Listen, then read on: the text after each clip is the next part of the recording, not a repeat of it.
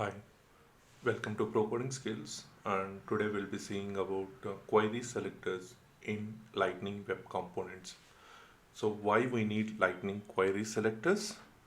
Ideally, the query selector is not only for a Salesforce Lightning Web Component. This is ideally like a DOM, so where you can query your HTML tags based on classes and based on IDs. You can query all your HTML components and you can override in your JavaScript. As we know earlier from the last session, Lightning Web Components are not by default two-way data binders. It's have only the possible way of rendering data is whenever there is a change in the property in JavaScript which will rendered. It means that it will show the latest value in your template or HTML file. But imagine this way, I have an input field.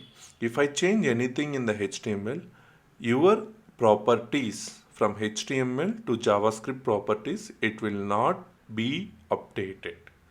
To update those most recent values based on your changes, we need to handle those events, or we can do a query selectors to find the value of particular element in the HTML file based on different parameters like classes. We can use IDs, we can use component name itself. So there is a different ways that we can query your data and we can validate the information before you process further. Let's understand it step by step going through the Lightning Web Component query selectors, how we can leverage that in our current implementation of video. Okay, so let's imagine this way what I am expecting here, that I am expecting to do. Let's say this is my input and I'll create one more component here as my output, and I'll create a simple buttons. I'll create one button here. Imagine in a way that I'll create one more button here and I'll create my output here. If whatever the data I entered here from the earlier video, if you didn't follow my old video, please take a look in the playlist and understand how data binding we have implemented. But in this video, we are adding a new functionality to the existing implementation. On click of this button, whatever the text here we are entering, that will be gonna record in the output panel. This recordation will gonna implement through Lightning Web Component query selectors. Lightning Web Components query selector. Let's see an example. So for now, because I want to display output, let's say I'm defining my output property. This is my output property. By default, I'm not assigning any value. Let's go back and do your HTML. Here I have a component class called inputs.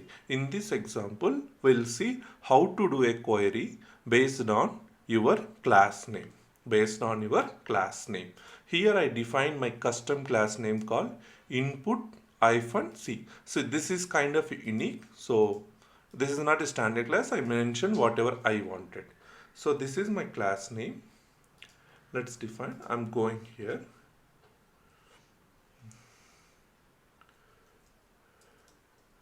Handle class query. I mentioned my property function name as handle class query. In this, how we can leverage it? So let's say this dot output property equal to, now what we need to do, we need to read a value in this input and we need to assign it to output property. How we can do this? We can do a query selector here. What is the syntax here? This dot template. Why we are using template here? Understand all your components are enclosed within the template, right? So let's say template dot query selector in a camel case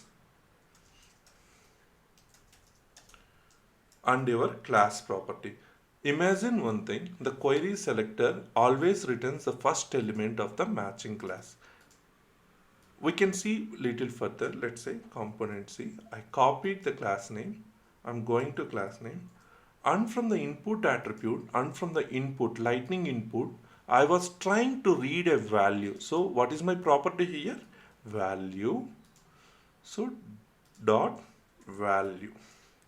So I got my query selector which is querying my input selector and we got the information. Remember one thing, the query selector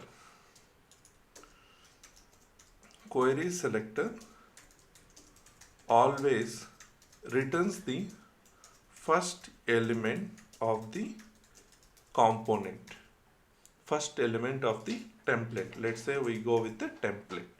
What does it mean? Let's say if I have another input tag exactly same, even though I'll get a data from this particular input, it will not get a data of a second input. Let's understand first this one. Let's say delete it, save. Oh, we need to create a button. Let's create one more button. I'm adding a one more BR tag just to give it some space. Lightning hyphen button on click. On click, what function I need to call? Handle class query. And in the earlier discussion we discussed how to call our handler method, so go and watch it. And for now I'm handling it. On click handle class query, label get values based on class name. This is my button label for better understanding. So how I am defining my output? Let me define my output also. In meantime, I'll define like br space I'm giving dev class equal to, I like cards always to look at my output, cards, let's say output column. So this is my component. So we successfully created a component and we updated our handle class also. Let's go and verify whether the component is rendered. So I'm rendering it. Yeah, we got a button. Don't think why we had extra space here. Here looks like some adding. Oh, label spell mistake.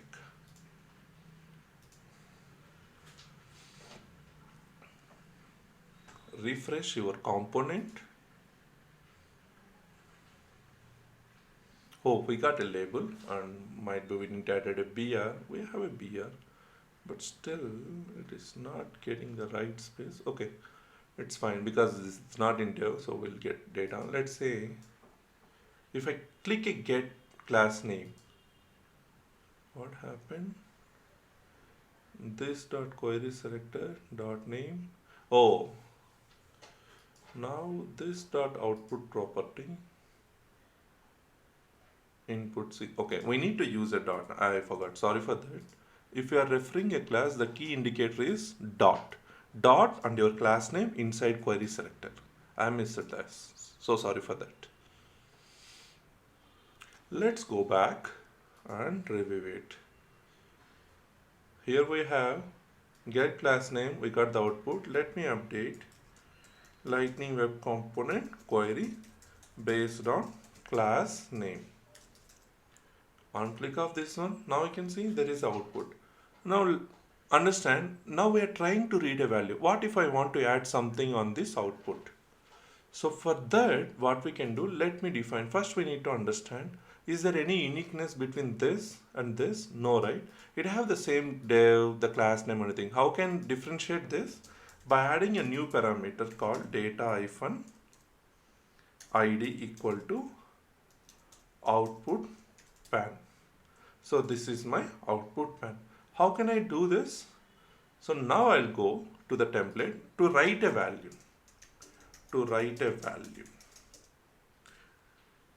This dot template dot query selector. Now I need to do based on ID. For what ID is this? Dev ID. Let's copy dev tag. So I have multiple devs in this, right? you can see there is one dev, two devs and three devs.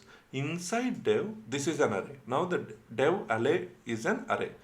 Inside dev, what we need to do, instead of passing index, you need to pass your key parameters, unique parameters. Here unique parameter is data-id equal to your output pan, which will get this particular element. And then what I am trying to do, I wanted to add some style. Let's say style dot background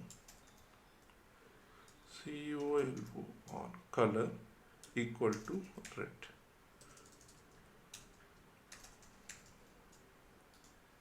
Deploy. Oh, it got successfully. Now let's verify whether we are getting the latest background color.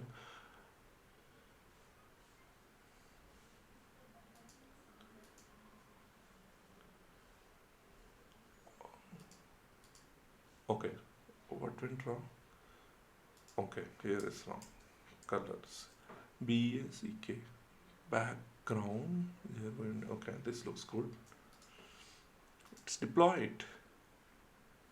Oh, deploy it.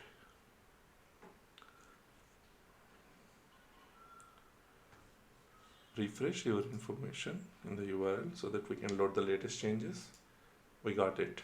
So you can see the output here. What exactly we have done, we have used the input class name with the specified indicator of operator called dot, and then what we also did it, we created a new data-id where we can able to get the template, get the element, and then we are adding a new styles. It's not just styles, you can write inner HTML, that is also possible. Nothing else you can do. You can do whatever you wanted after getting a template. It means that it will get all your properties in this case and we can add it. And we can discuss more how we are using these IDs in our further sessions. Thank you for watching. Please stay tuned for the latest update on query selector based on your attributes and hierarchies. Thanks for watching the video. Have a great day. Bye-bye.